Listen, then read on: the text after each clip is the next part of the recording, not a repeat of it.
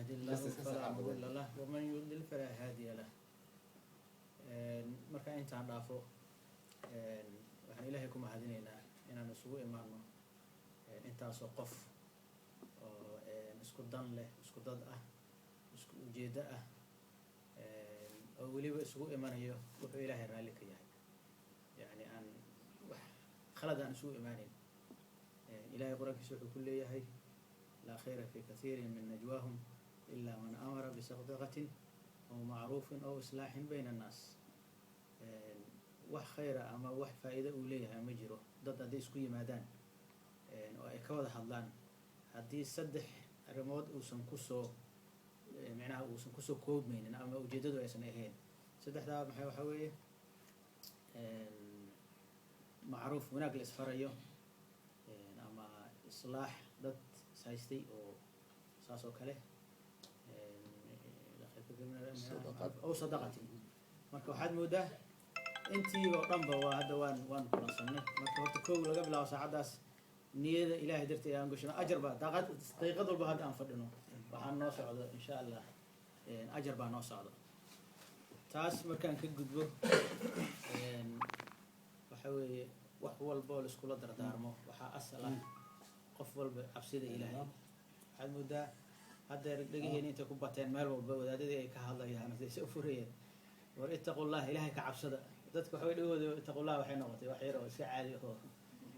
siira fudud kugu marayso laakiin taqwadaas nabi maxamed alayhi salaatu wasalaam oo ilaahay uu dacwadiisa u soo dhiibay hadda oo dambigiisa kii hore iyo kii dambe uu dhaafay buu ilaahay quraankiisa marka wuxuu ku leeyahay يا أيها النبي اتق الله نبي إلهي كعبس نبي محد ماشي اللي قال لي اتق الله وقياس كرتنا أنا جنا ماشي مركا عبسيد إلهي باني نقول دردار ميا تاسع أصل لا يصوب بالله ونبي آدم إلا أي نبي محمد نبي كستنا وحلا سودري وأنت أصوم بيه محيالي كون كان وإحنا لو سمي هرت مكان فهمنه جديدنا لو سمي كون كان وحوي إلهي مخلوقات بدن بسمي حيوان جيدو بني آدم جني إلهي متوسي كرامي بني آدم الدون كاسو أنا أركيسي مدح وقت إلهي بسم الله الرحمن الرحيم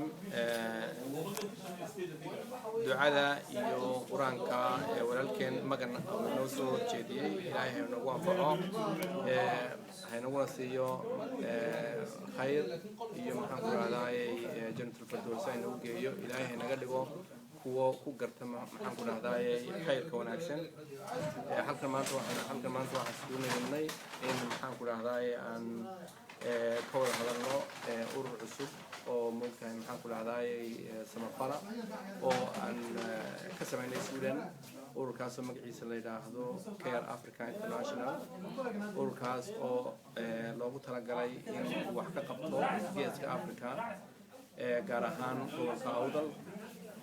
هؤلاء هو وين ممكن أور كلوسمي وحويان dhibaatooyinka waaweyn ee dhalinyarada gobolka haysata gaar ahaan Somaliland iyo maxaan ku rahaa gobolka Awdal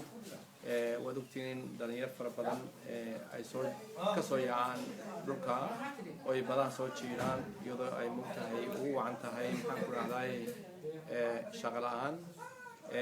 taasina ay keento in dad badan ku dhintaan maxaan ku raahday badaha in badanna ay mugtahay maxaan ku raahday intayna soo gaarin Yurub ay dhexda ku dhintaan ama wali ay meelaha dhexda joogaan oo ay roore hoogna ka yimaadeen marka ujeedada ugu weyn ee maxaan ku raahday ururka loo sameeyay wax weeyaan bal in dhalinyarta iyo dadka guud ahaan ee gobolka ku nool sidii shaqooyin loogu abuuri lahaa marka shaqo marka la abuurayo habka loo abuuri karo waxa weeyaan waa in wadanka horumar laga sameeyaa marka ururkani hawlaha ugu weyn u qaban doono waxa kamida maxaan ku raahday in infrastructure-ka ka qayb qaato maxanka gobolka haday tahay xagga wadooyinka haday tahay xagga maxaan ku raahday dekedaha airport-ka iyo waxyaabaha moogta maxaan ku raahday horumar oo dhan maxaan ku raahday gobolka ka dhici doona insha Allah marka wax weeyaan waa saan hore u sheegay waa urur tabaruca waxaan ku talagalnay in moogtahay ilaahay nala qabto inuu hadda wixii ka dambeeyay hawshiisa bilowdo وانا ان شاء الله وحربنا هدي كوغولي سنو gobolka in gobolada kale loo gudubno haday Soomaaliland tahay iyo haday meel ka sii fog tahayba iyo geeska Afrika oo dhanba wana salaamantiin waxaan ahay Muusha Cismaan Qalile waxaan ka yimi maalmo waxaan ka soo qayb galay oo aan u imi ururkayaga samafal oo kulankiisii maanta oo ahaa ka ku xigayna biidnillaahi tacaala uu noqon doona September sharaf bay tahay waan ku faraxsanahay inaan ka soo qayb gala maanta tabarucaad loo sameeyo gobolkaygii waxaanu ka nahay hadii aanu nahay anagu reer maalmo number 1